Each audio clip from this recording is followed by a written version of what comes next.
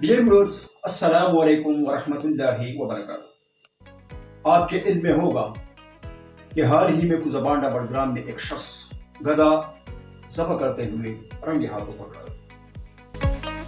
Social media پر طوفان برپا ہوا کہ مذکورہ شخص کو کڑی سے کڑی سزا دی جائے تاکہ آئندہ کوئی شخص اس طرح کی ضرورت نہ کر سکے۔ لوگ ایسا کرنے میں حق جانب بھی ہیں کہ اسلامی ماحول اور معاشرے میں حرام جانور کا ذبیحہ ناقابل تصور ہے۔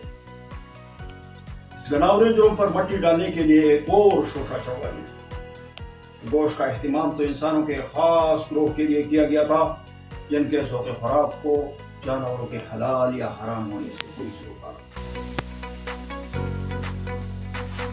مگر میرے نزدیک تو یہ بھی اتنا ہی جرم ہے، کیونکہ ایسا کرتے ہوئے ہم آئندہ نسلوں کے لیے کوئی اچھی لیگیسی نہیں چھوڑ رہے۔ یاد رکھیے، یہ پہلا واقعہ نہیں۔ چند روز پہلے اسلام آباد جیسے مرکزی شہر سے بھی اس طرح کی خبریں موصول ہیں۔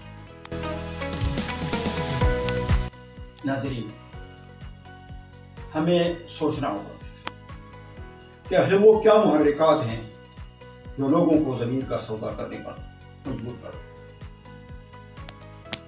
کہ قصائی کو جیل میں ڈالنے سے پورا معاشرہ پاک ہو جائے گا؟ سوچئے، جب اشیاء خوردونوش کی قیمتیں آسمان کو چھو رہی ہوں، جب حلال روزگار بند اور بے ایمانی کے بازار سج جائیں، جب ریاست امیروں کے لیے ماں اور غریبوں کے لیے سوتیلی ماں بن جائے اور فلاحی ریاست محض تقریروں کی زینت ہو، تو پھر غریب کیا کرے؟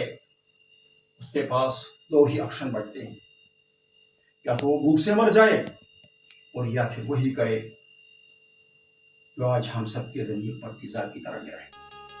میں تو کہتا ہوں یہ چھری صرف گدھے پر نہیں چلی، پورے نظام پر چلی ہے۔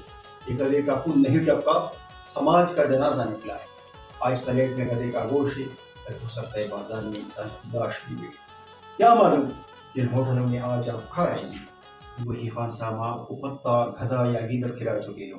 اور اگر حالات یہی رہے تو وہ دن بھی آ سکتا ہے جب کوئی باپ قربت سے مجبور ہو کر اپنی بچی کی لاش دفنانے کے بجائے بیچنے کا سوچے۔